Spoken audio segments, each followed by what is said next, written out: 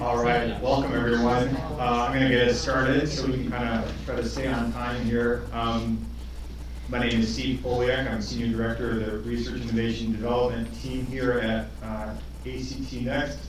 And we're pleased to be able to host Neil Heffernan here too. Probably many of you know Neil. I have a pretty meaty bio here I'd like to get through. And so let me tell you a little bit about Neil if you've never met him before. So since 2002, Neil Heffernan has been a professor at Worcester Polytechnic Institute in Computer Science Department.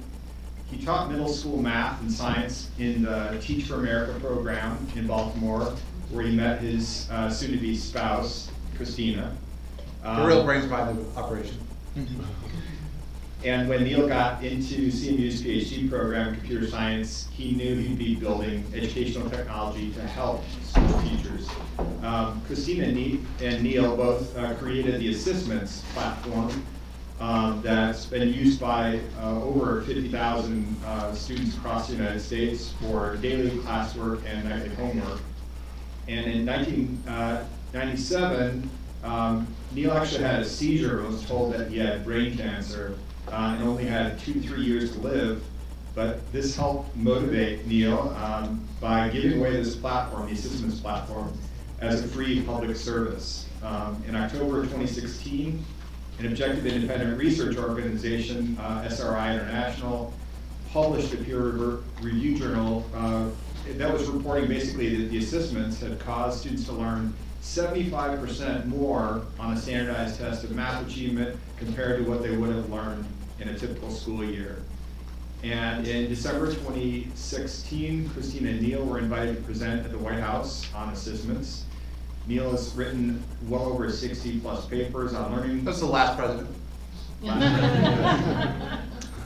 Neil has written well over 60 papers on learner analytics, using data to predict outcome in education, and over 24 papers reporting the results of randomized controlled trials.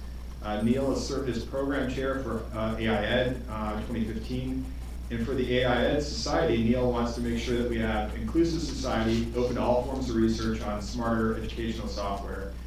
Despite AIED's name, where is the AI is not a useful criterion in reviewing papers. Alternatively, he asks, can this research help make smarter, more effective experiences for teachers and children? And again, please welcome Neil Heffernan. Thank you. You should share that with my mom. She just got back from 3 weeks driving around the country in an RV. Anyways, thank you. I didn't actually know the seizure stuff was in there, but yeah, it's actually true. I was diagnosed with cancer of the brain tumor back in 1997. Anyways, but I first met my wife, Christina, and I wasn't joking when I say the brains behind the operation. Okay, guess are we going to get a picture of Christina? We're going to get a picture. Oh, we're not even going to get a picture of Christina.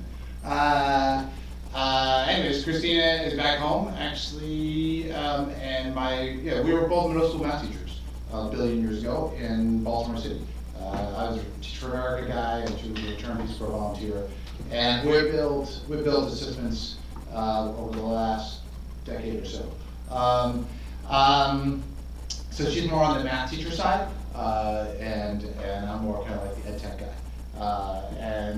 So, yeah, and I guess actually, I think what I really want to talk about today is because given what I've actually inferred from my audience, I think I know how I can be more useful. So it really is the case that I have spent an inordinate amount of time on this peer-reviewed data mining stuff, meaning Sweet and I. You guys, does everyone know Sweet? Sweet's our favorite? Okay, so my name must be on 6 or 7 papers actually predicting with Sweet actually student emotion, and then later on there are state test scores actually using data from ASSISTments with the fancy models that actually she and Ryan created actually from data outside in my platform. And so there must be like 8 papers with Sweet's name on it and my name, where we're predicting state test scores, or who goes to college, or what's their major. Anyways, prediction is kind of cool, and I helped create the Educational Data Mining Society to do interesting educational data mining predictions. I have another hat, which is running randomized controlled trials. And so since I built the platform, I built the platform because I knew I wanted to experiment on people. I wanted to experiment to figure out what actually works, because we don't know.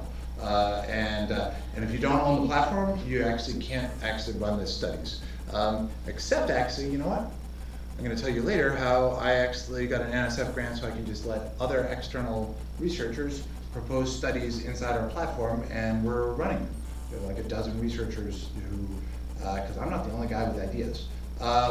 Anyways, I think some of the main goals that actually ACT that I was learning about with the holistic stuff and the adaptive and personalizing are things I will try to connect to. But definitely one of the things is we all want to personalize to our learners, but as a learning scientist, we don't know how to do that very well. The field is, doesn't exist to really be able to know what type of exit feedback should we give to kids in every situation.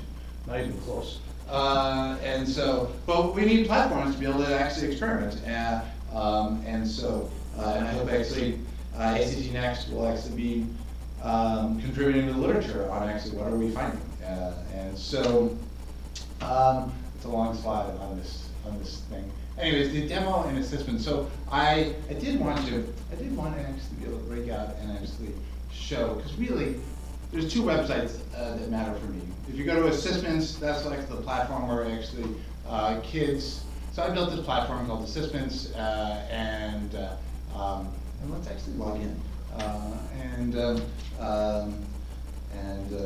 So I use this platform in my own AI class, but most of the 50,000 users actually are 7th grade math students and their teachers. And so since I'm an administrator, I can do all sorts of crazy things that normal teachers can't, but I'm going to log into actually a teacher's class. So you can just get a general sense of what is it that actually we do inside ASSISTments. And so I'm going to log into Kim Thidepoint. She's now called Kim Kelly. To her class in 2011-12, when we ran a very simple randomized controlled trial, where we're comparing actually whether kids get feedback or not. This is her real assessment account. There's going to be 33 kids here and 31 kids here in this thing about negative exponents. I'm just going to open up these two reports, and I also just wanted to go back to actually assessments and show you actually Ms. Kelly in person. So if you just go tell me more and go to say research year-long study. This is the study that actually the bio was mentioning. You should go read this paper that Jeremy Michelle wrote with team. My name's not on it, but this is the one that says, wow, we knocked out of the park. And you can hear my better half, Christina, actually there at the White House. But we did the big study in Maine, oh, I didn't test the sound. Is there sound? Oh, yeah, I hear some sound coming.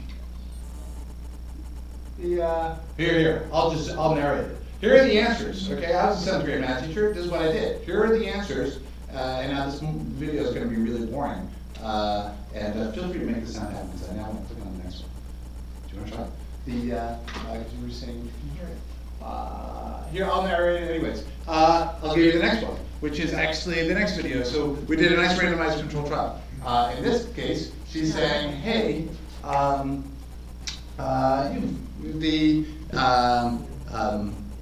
here, I'll just narrate it, because I'm good. She says, over in here, she's saying, hey, I actually know which question I want to go over, and she's saying the common wrong answer is 3 over 9 to the 10th. They're all positives too, because I don't know if other people are hearing these weird sounds. But they are hearing it online. They are. Yeah, excellent. Okay, well, fine. It's all good. Don't worry. No need to freak out or anything. It's all good. Where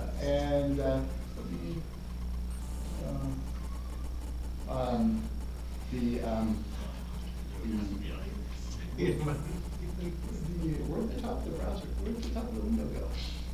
Oh, what's happening? Let's go back to actually what the teacher saw. So in that randomized controlled trial I was showing you about, here's Miss Kelly actually in the control condition. She had given a set of homeworks, and she wrote these questions herself. The first 3 questions were very easy. And the next 3 questions, 61, 61, 66. Here, I'll show you actually the questions she made. If you scroll down to the bottom of this thing, most of the time teachers are using content we made. But if we go and see the problems, we'll see these are the bunch of problems that she made. And the first 3 are all about actually write these as negative exponents. Direction. And so the first 3 are these, and then the next 3 are, oh, okay, it's actually when you start putting these 2 things together when you have to say, oh, 5/5 over 5 to the 8th. Oh, that should be 1 over 5 to the 3rd, right? In fact, the one that she's going to talk about in the video, and if you had heard the video, you would say, oh, why is it that actually the common wrong answer was, and we'll see it. And so these are her real kids' data, and what you see in the 3 items in the control condition, kids were going home and actually doing an assessment. We were simulating normal old homework. So kids don't learn anything actually in the homework, as indicated by 61, 60, 61, 66 actually in a row. But if you're actually, you know what, you give kids feedback, you get actually 27, 61, 84. Kids get feedback as they go. And if you look at individual responses, you'll see kids progressing. So in the big study that we actually did, and I don't know, some kids that went home and they already knew how to do it. Those 3 items are easy. And there's other kids that got it wrong and then actually did okay. We can see that kid there in yellow means they actually had to get told the answer. The teacher can see that. Why is it called ASSISTments? We're blend. It's 6 of the letters that are at the beginning. Assist is about instructional assistance. And the 4 letters that are in lowercase is assessment. We want teachers to know, hey, which kids needed assistance. It's important to know, oh, this kid initially needed actually that yellow, they needed actually some help. But in one sense, it doesn't matter because they eventually got it.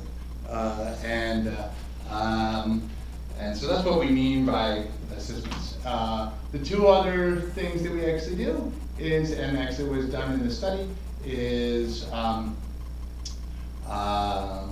in this study we took those 44 schools, randomly assigned them into control or treatment, where actually the teachers either got to use ASSISTments for 2 years, or they couldn't use it for 2 years.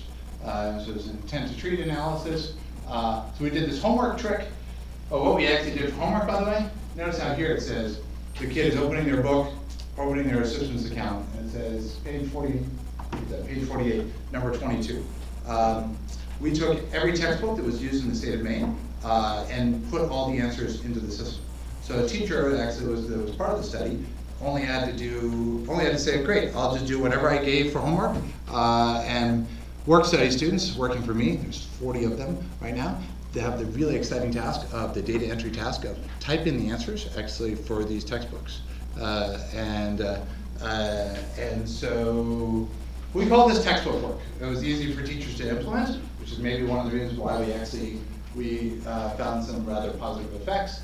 And we also have this adaptive skill builder practice, where actually kids we built 300 skill builders from adding whole numbers to quadratic equations. And these adaptive things are the ones that actually will give you practice until you get 3 right in a row. And we have we call them skill builders because of course we variabilize the numbers and we'll give infinite amount of actually time. In fact, actually what we do, and I think actually one of the sweet tricks that we do that is not really well appreciated is figuring out how to have good tasks for teachers to do. The task that I think I just showed you, and even though you didn't see the video, I think if any of you were ever in school, I'm sure the old-fashioned way of doing homework where you don't get any feedback until the next day is maybe not the most so obvious. Like my grandmother could have told me, why do you need a $3 million study to show that immediate feedback actually works? But we did. We did it because IES wanted to pay for it. And now IES is now paying for us to replicate that study in North Carolina. And IES is funding an effectiveness grant, These are like both $3 million grants with SRI and AIR. Anyways, that's that. These skill builders, they don't actually give infinite practice. The role for the teacher is which kids exceeded the daily limit, okay? Because now I need to realize, let's say this is my class. You look like my class, except you guys are really much more quiet than ever my class really was when I was an inner city school teacher in Baltimore. You were never this quiet. But maybe I'd realize, oh, Steve screwed up, exceeded the daily limit. He didn't screw up. No. ASSISTments failed to teach him last night. He went through 10 items and still didn't get it, okay? We need to, and so we're open enough to actually recognize any piece of educational software will eventually screw up. And you need to actually just surface that for the teacher to be like, and we're telling the teacher, in this case me, Steve didn't get it. You better do something about it, because I bet he's going to continue to not get it. We put up a little screen saying, thanks, you've done 10 items. You can't work anymore today. Go talk to your teacher, go read something, and you can try again tomorrow. Because my wife and I don't want to build a system that actually just like kills these kids. So anyways, the main finding was we actually, teachers reliably changed the way they went over homework. We increased student learning by like 75% on the standardized test. And probably most importantly to us is, and this image doesn't really show it super well, but actually we closed achievement gaps. Meaning actually this intervention, if you do a median split on prior year 6th grade math scores, we actually, for kids that were below the median, we increased student learning on the standardized test by over double what you would normally expect. We also actually still had a reliable effect for the higher knowledge kids. But if you go read like Sternberger, Hu, and Cooper's meta-analysis, Cooper is the meta-analysis dean, they're like, looks like many of the ed tech products actually make the achievement gap worse. Kind of like MOOCs, where the really motivated kids can really succeed. And I think figuring out a way to actually have a good role for teachers is the key thing. So anyways, that's my demo.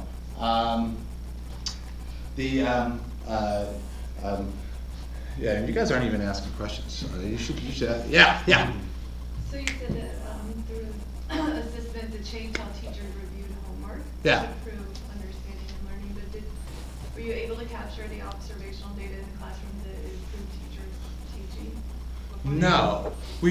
So the University of Maine was funded to actually go and do a bunch of actually classroom observations, but it's not like those were coded in some amazingly cool way that allows you to reliably say what's going on. In fact, so it's funny because actually Heather Hill actually at Harvard just came out with a cool study like 2 weeks ago on actually a good predictor of actually value-added scores by teachers is actually their knowledge of actually the knowledge of students, and that's operationalized by talking about actually can they predict the difficulty of items that they're giving to their kids, and can they predict the common wrong answers, okay, or what they call misconceptions. So I don't really like that term because there's a lot of common wrong answers that are not deep misconceptions. But anyway, so I just submitted a grant last week to the Spencer Foundation saying, let's go do that in a causal way. Let's go figure out, if we actually give teachers the data on actually which questions are hard and what the common wrong answers are, how does that impact stuff? The video I showed you with the Kim Kelly is, she's basically going over the homework with data as opposed to going over the homework without data. It's kind of like that, but yet we didn't actually try to investigate and record, hey, how did the assignments, like for instance, if you have data, how do you go about actually, like you as a teacher, do you make different assignments, right? If we can tell you your assignment's going to be really hard or your assignment's going to take on average 3 minutes, wouldn't that be cool to be tracking and seeing by giving data how do teachers make their assignments different? But I was also thinking, like, because it was 2 years, and this teacher keeps saying, every time I teach exponentials, my students don't get it, like maybe I need to like spend more time on that, or Yeah, so we didn't track that. Like that. Now that we've given them this data, one would hope that maybe they do. Definitely, like Christina Zar's goal is to figure out not how to actually build the best system to actually help the child, but to help the ecosystem of the caring individual, i.e. the teacher, to actually have kind of a role where the technology is just a tiny little piece. How many of you know the cognitive tutor? Maybe you know the cognitive tutor, Ken Kadinger and Johnny Anderson, those were my advisors at Carnegie Mellon.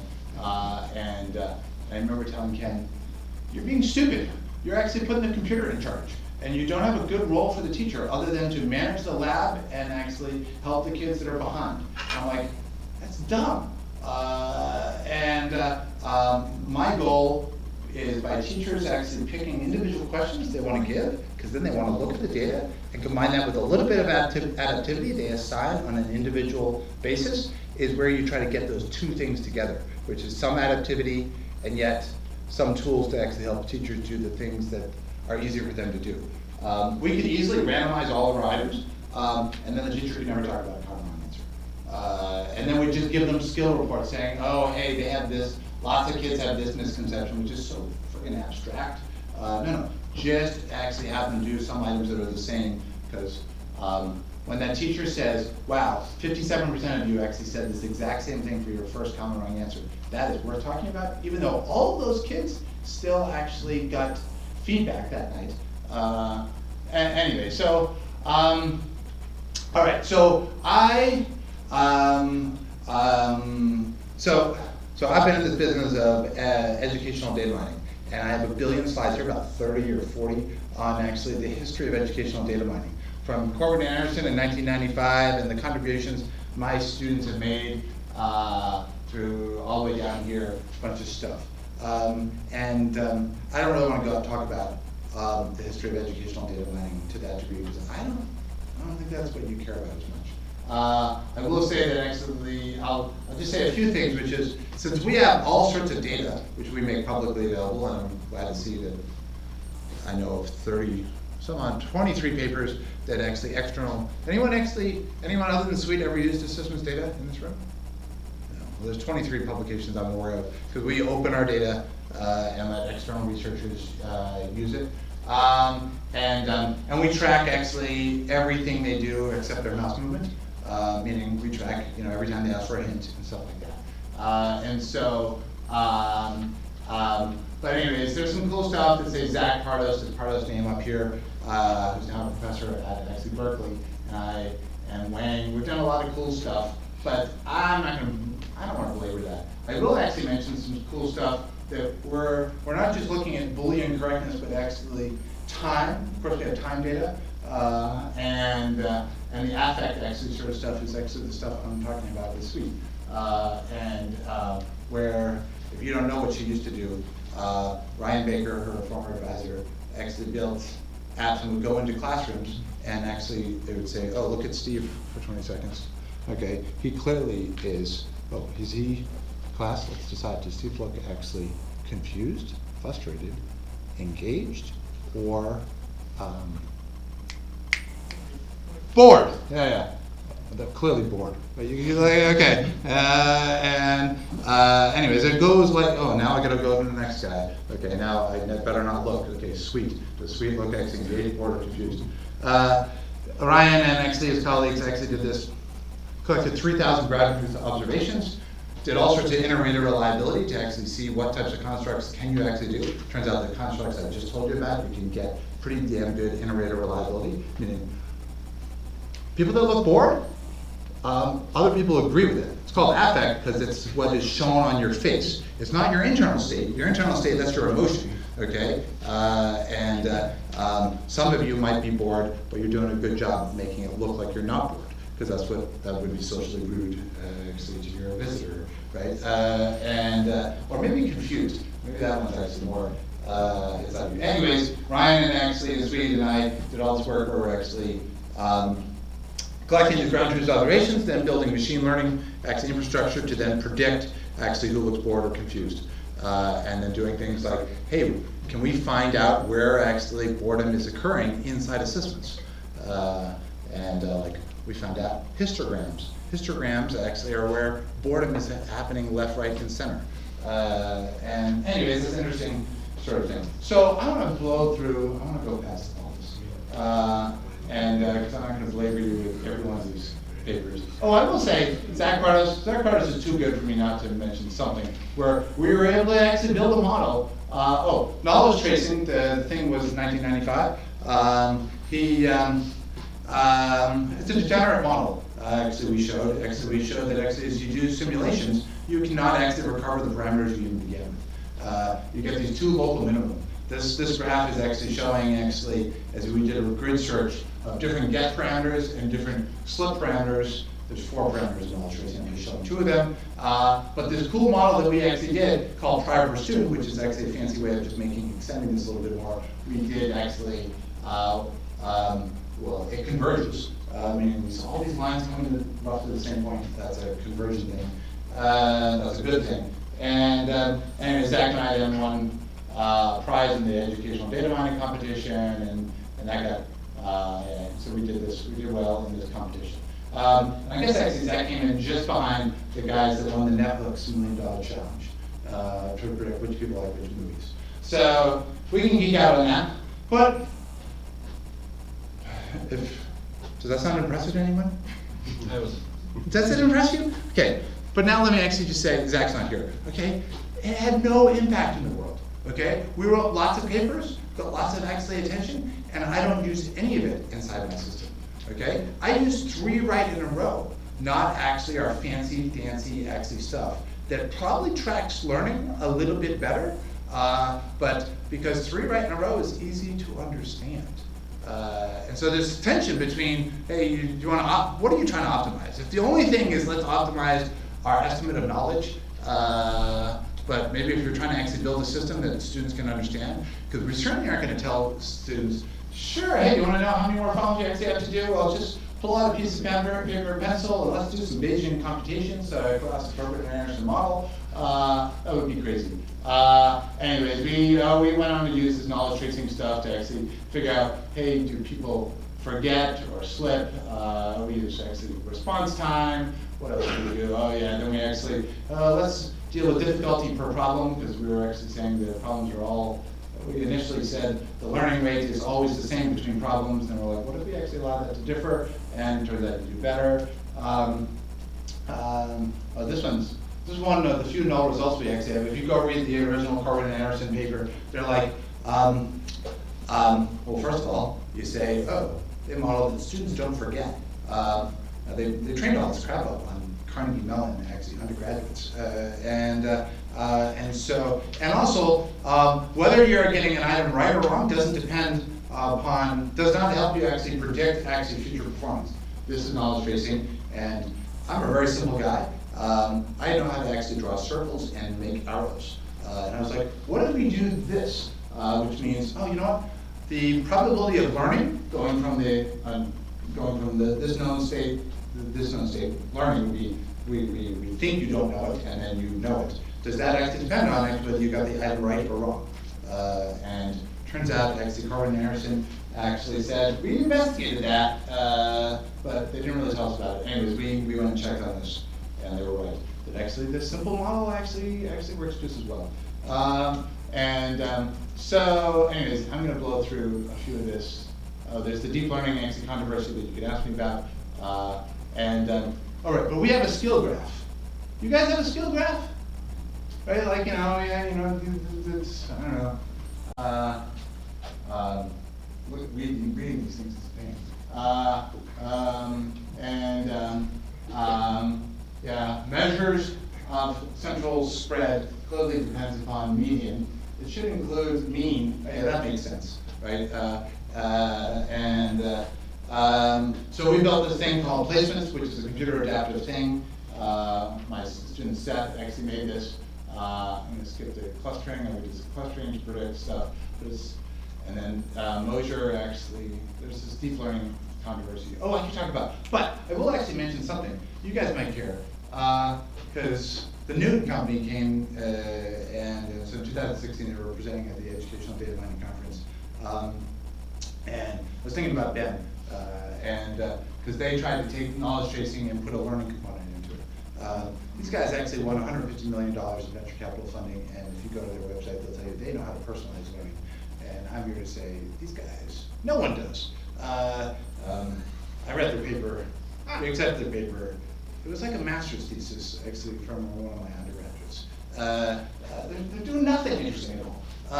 And yet their marketing makes you think like they have solved the personalization thing. And no one has, the emperor has no clothes.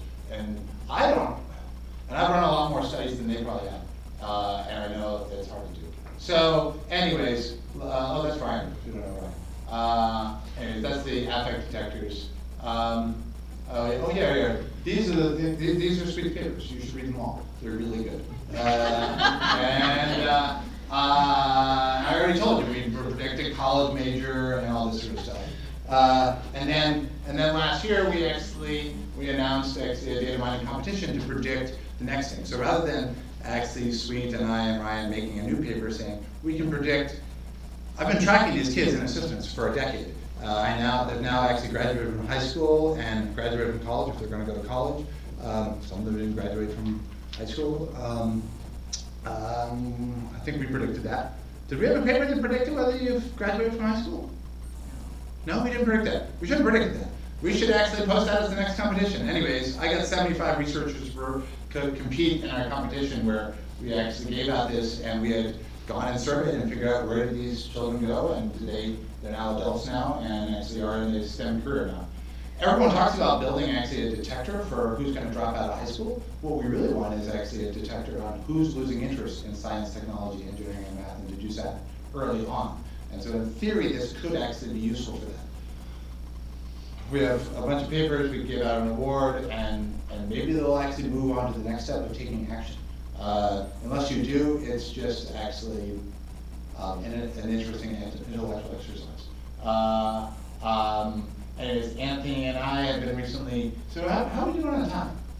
We are good. We have still 10, 15 minutes. 10 minutes, okay. You give me the 10. So I will, anyways, I talked to, I wanted to beat up on personalization. Oh, the Newton company. Well, let me give you an example of one of the few findings we actually have that is a reliable personalization effect. So Miss Rizak, Rena Rizak and I actually did this nice little study to just give you an example of the types of studies I'm doing. The item up top is about actually Miss Lindquist teaches. She's got 63 girls and F more boys than girls. How many kids are in her class? My wife's maiden name is Lindquist. She's not married to the famous ex. I didn't actually know there was a famous guy that started ETS with the last name was Lindquist. But if you go Google on the web, the Miss Lindquist tutoring system, that's named after my wife. Because I videoed her tutoring and then actually made a computer do something. If you want to go read my dissertation, it's like riveting reading. Anyways, the types of experiments I do. Here, one easy one is if you get it wrong, read the solution and say, I've read my solution, I'm ready to go on. That's the solution strategy. The tutor problem solving, we call TPS, is we'll break the problem into steps. We'll ask you how many boys does she teach, how many girls does she teach, okay, now how many does she do altogether? Oh, I guess this is what the picture is. This is the tutor problem solving where we break it down into steps. Here's the solution strategy where we say, okay, I've read the solution, I'm ready to continue. Any personalization guesses? What works for whom best? Steve? It depends on if you're like a reader-focused person. Or Okay. Cool. And so maybe this is good for readers, right? Which seems kind of logical. We did not have a measure of reading, but we had a measure of pretest. And the kids that actually are higher knowledge kids, they benefit more from solutions, right? Probably because they're probably better readers. It's also probably the case that if they screwed up, they probably didn't screw up all 3 steps. They probably screwed up 1 step, but I'm interpreting. But in theory, I should now actually have inside ASSISTments these 2 versions, and then we should try to figure out what's the next way of personalizing. Keeping track of all those versions is tough, but that's my goal. If you go to this website, you'll see 24 other randomized controlled trials I've done. I'm messing around with sort of Dweck. Sydney DeMello and I did this thing with actually some Dweck actually inspired videos, work examples, and a bunch of other things. Oh yeah, video versus text. So Miss Ostro, one of my PhD students, now a research scientist at WPI, she actually compared video versus text. That is actually her saying the exact same stuff as the words on the page. And she, oh yeah, right. So she found on average text is better. That she went on to do a randomized controlled trial of let's give kids choices. Okay, so you might have been given no choice. We just randomize you to actually video or text, one or the other. Whereas actually you are randomized in giving a choice. Giving kids choices really handy. My wife actually was like, she had taught me, when you want to get the little kids out of the bath, just actually give them a choice, Neil. Okay? Do you want to get out and be wrapped in the red towel or the blue towel? I had to run a randomized control trial to be convinced that giving kids choices and autonomy is important. And so I'm a little slow. Anyways, Ms. Ostro is now running the NSF assessment test bed, where you actually can propose your own study. Because maybe you have better ideas than Professor Heffernan, which I'm sure is very true. Anyways, a bunch of people from these places are participating in that, and I already told you about whether assessments works or not. So anyways, I'm using machine learning things like bandits to try to actually, my statistician friend. I just went to the CODE conference, the Conference on Digital Experimentation. This is where all the biggie wiggies like Microsoft and Facebook actually brag about the experiments they're doing on scale. Because I don't believe that big data is worthwhile at all. I think, even though I have a lot of big data, certainly compared to your average academic, like 12 million problems were solved last year. But it's all about experimentation. It's about big experimentation. If you can't experiment, you can't learn. So Adam Sales and Anthony and I were actually were able to show that actually we took 22 experiments and we could reduce the treatment error, the standard error on actually estimating effect sizes actually by like 30% by doing this cool data mining, this cool deep learning trick, where we actually use all the data before the experiments ever happened to build a model to predict actually how children are going to do. Okay, in this case, the dependent measure was, are they going to finish their homework? So if you get video versus text, actually, the only thing I care about is, do you finish your homework and get 3 right in a row eventually? So we train actually on all the old data, deep learning model to predict actually who's going to do their homework, or a model that allows you to take student data to predict who does their homework, bring that down to our new experiments, and actually reduce estimates of treatment effects. And we're hiring a statistician this year to people should apply. Anyways, Young, who's now at Amazon, did something kind of similar. Oh, last and maybe most recently is actually, so we've just recently been funded to do some natural language processing, I think most of the people in the audience will recognize this thing. The Google calls that. How many of you have seen these little things? Okay, if you're old, you should have this flip phone, or maybe you haven't. But I think 1 billion emails were responded to last year with quick comments. Or no, I'm sorry. They call it Google Smart Reply. You ever read the Conan paper, NIPS 2016?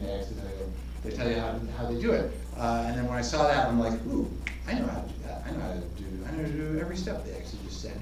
And so we've now been funded not to actually help teachers respond to email, because that's not so interesting, but if teachers actually have an open response question like this, how do we actually, I want as a teacher to say, here's 3 kids that I think you probably want, I bet you want to say, to this kid, what are these 3 options, which is, the question was essentially, it's a systems of linear equations thing, about is snow charter better than mountain charter or whatever?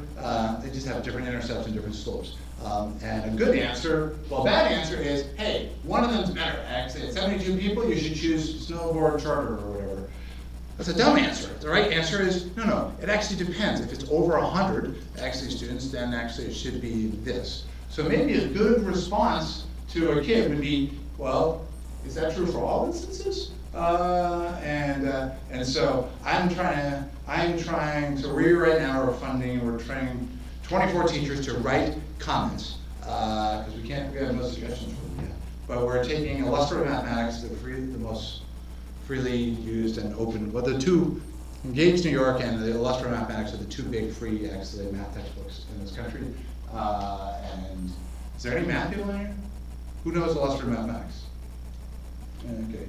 Do you know anything too much about it?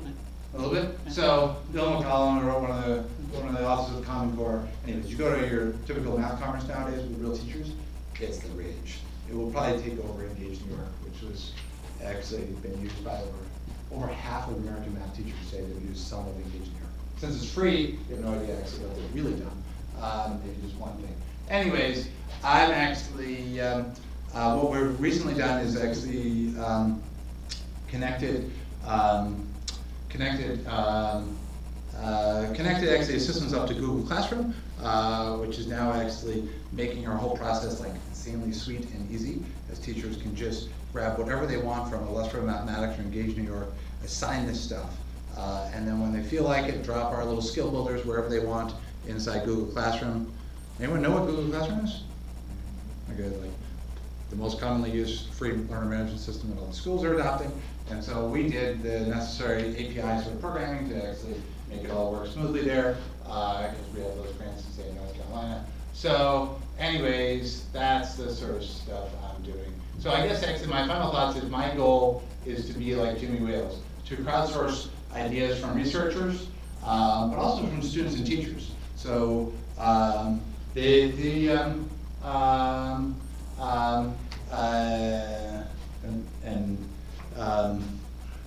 haven't given, no one's told me anything about time, but it sounds about right, about 40 minutes. 5 minutes. Oh, we have 5 minutes, okay. Because I thought I was just being let to go, because as you can tell, I'll talk. But let me just explain my goal in life. So my goal in life is Jimmy Wales created Wikipedia. In fact, actually last night on the plane, or I guess, no, it was this morning. I finally donated. I donated to Wikipedia, actually, on the plane, because I'm like, that guy is my hero. He built a platform. He didn't write any encyclopedia entries, right? But he built a platform and a community that actually could make the encyclopedia entries. So I'm trying to do the exact same thing for all of the math 7th grade questions in America, so that we can crowdsource from teachers actually explanations and deliver them in real time. And I can do something better than my hero, Jimmy Wales. Jimmy Wales doesn't have the ability to run randomized controlled trials on encyclopedia entries, okay? Like, at the end of the day, after you've read it, it doesn't say, like, now test your knowledge if you've gone to the giraffe article, and now we'll give you a post-test, because they'd have to spend all this time figuring out what the post-test is. I know what the post-test is, okay? The post-test is actually the next question in the curriculum, okay? If Steve is a teacher, so by the way, there was this dude, his name was actually Crystal Siege. So in a study in Maine, Crystal Siege wrote feedback for every question in his book. I told you we took all the books in Maine, which are mostly these proprietary things owned by Pearson, Houghton Mifflin, and whatnot. He wrote feedback for every question in his book.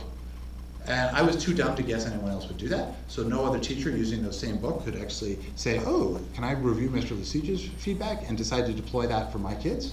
But I've now fixed this year. And the Austin Naval Research is funding me to actually scale that up. And the key thing is we actually now have the infrastructure so that as we actually as teachers, and even kids, but let's just deal with teachers. If you're a teacher and you're a teacher, and you both write feedback for your class for the same book, let's say Illustrative Mathematics, we, after we decide you meet some threshold of reasonableness, i.e. my wife looks at your stuff and says, I don't think his stuff will embarrass me, and embarrass ASSISTments, because it's really a kind of combination. Like we have a brand and we don't want to destroy our brand. But as long as the two of you actually then get deemed actually what we call a star teacher, then anyone coming along using Illustrative for feedback, you'll be part of the mix, competing with our other teachers. And maybe we can learn that your type of feedback, the crap you do, the well-written explanations, I do all sorts of crap. The well-written explanation that you provide actually might actually work really well for low-knowledge kids, but maybe the type of explanations that this gentleman provides might actually work for high-knowledge kids. That's my dream, is how do we actually do that at scale. So let's stop and let's have some questions. Yeah, we have 10 minutes for question answers. There is one question on the chat, I think. I can't get a good set of them. But anyway, any questions? Yeah.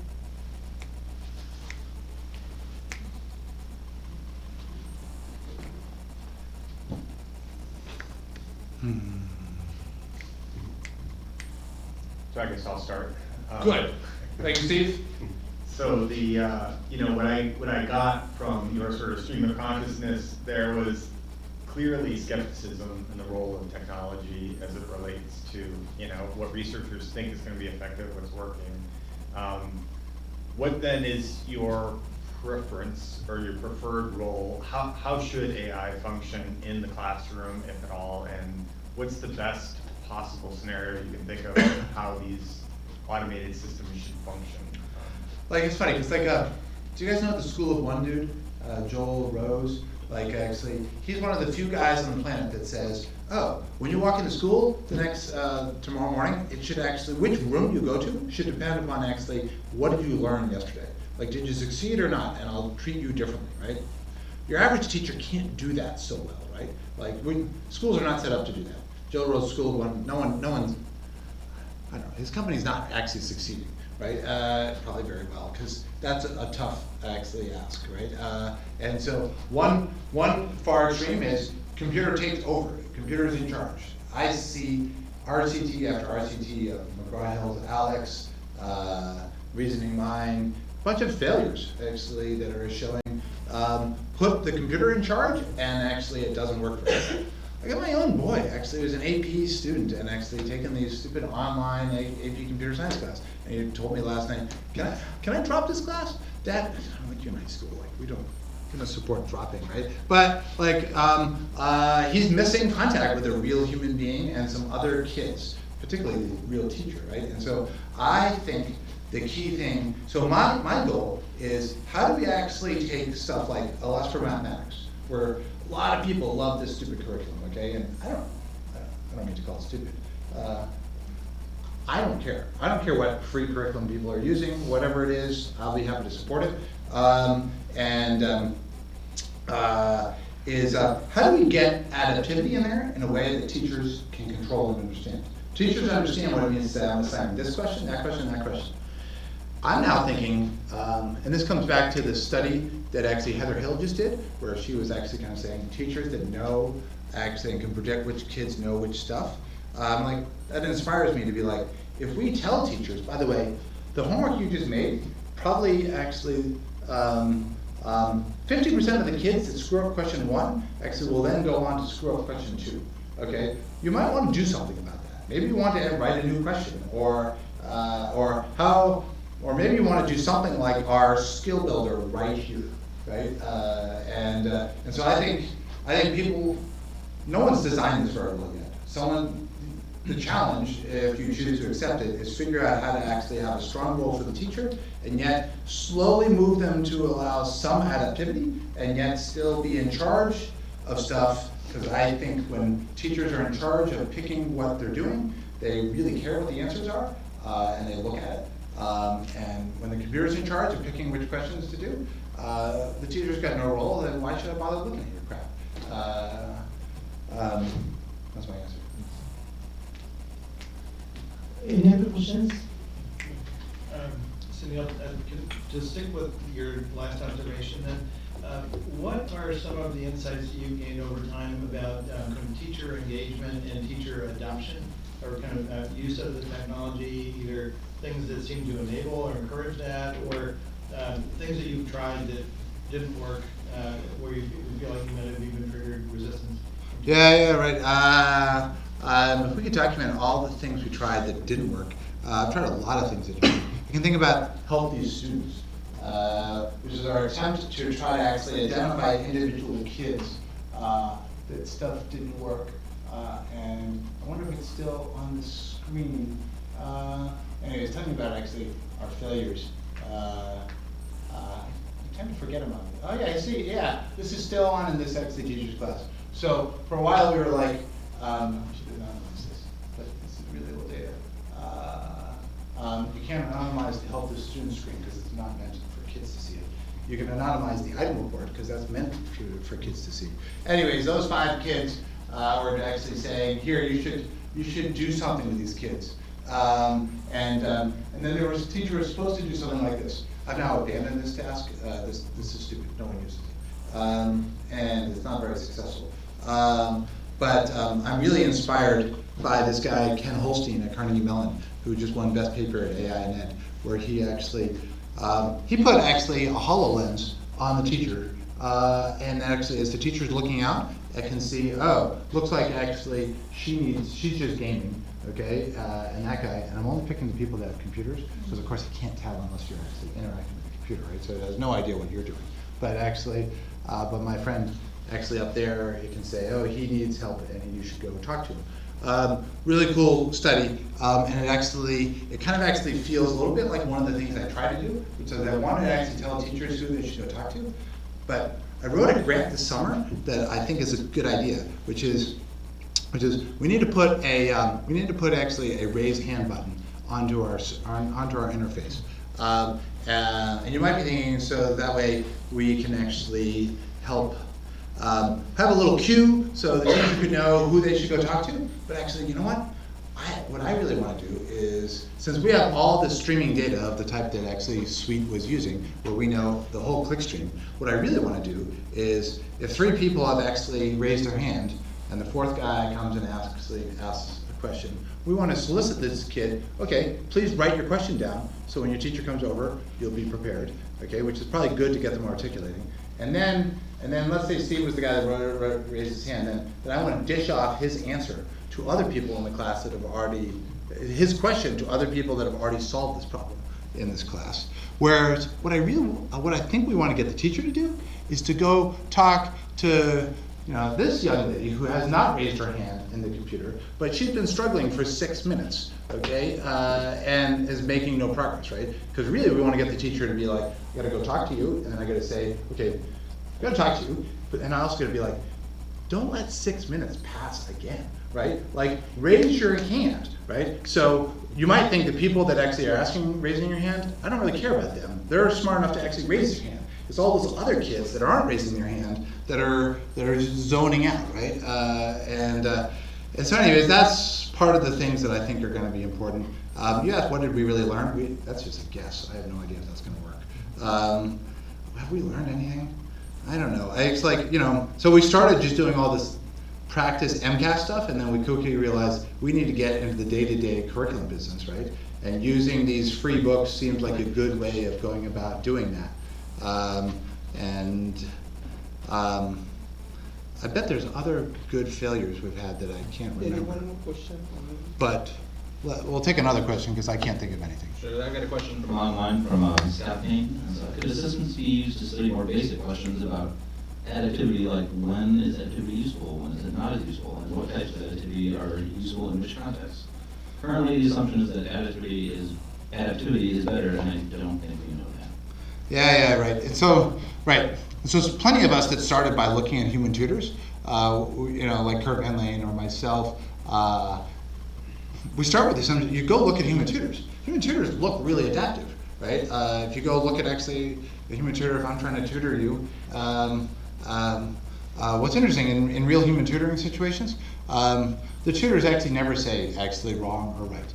They just ask you another question, and that's how you recognize, oh, I guess I didn't get it right. Right? So I studied my wife doing this, and I'm like, she never says yes or no. She just asks another question. If she doesn't ask a new question, she's like, great, we go on to the next thing. But I think a lot of us look at our human tutors and they're like, oh, that's really adaptive. Therefore, we should make our computer systems adaptive. And so we've done plenty of adaptation work where we're actually running some experiments where we're like, oh, if a child actually is experiencing frustration and say, Pythagorean theorem, let's roll back to square roots or equation solving, that sort of adaptivity. I think some of the other harder activity is when child is not really engaging. How do you adapt there? We've done some little Dweckian actually inspired and Peckrin inspired motivational little videos that maybe might be adaptive, but Kurt Van Lane has a nice paper on this level of actually interactivity hypothesis that I'm happy to share with the question and answer. There's one more question on here. We have Zhu Rongchen. Wondering how your wife observes your work, and if she gives out some suggestions from time to time. She seems like an excellent teacher to interact with the students. Yeah, so if any of you can go make an assessment account, and my wife will actually decide whether to approve you or not. If you, we try to keep actually high school and middle school kids from getting the answers and getting a teacher account, but you can go make one. And if you actually put in the note, no, I'm not actually a 7th grade teacher, but I just heard Neil talking here at ACT, she'll give you an account. And she's got all these help videos. Right, so she definitely has some things worth sharing, particularly on actually the adoption of, like, how do you actually get teachers doing this routine, actually, because there's so many things that we're trying to do to make math teachers more effective, like teach them more math, which takes tons and tons of hours. Like 100, ARI just did this killer 100-hour-long actually randomized control trial where give teachers more math knowledge. It doesn't change their test scores, kids' test scores at all.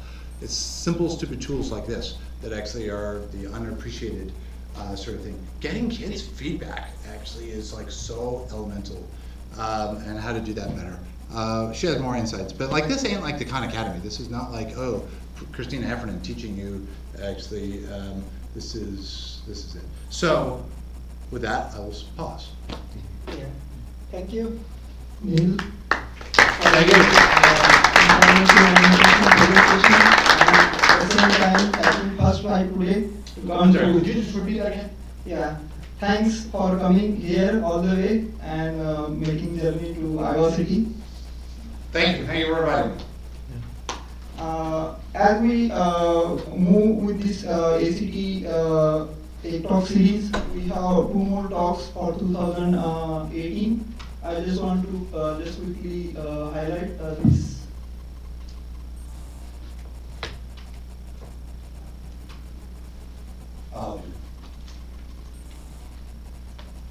He's like, you have so many slides. You know? I'm like, I'll put it at the bottom. 140 slides in.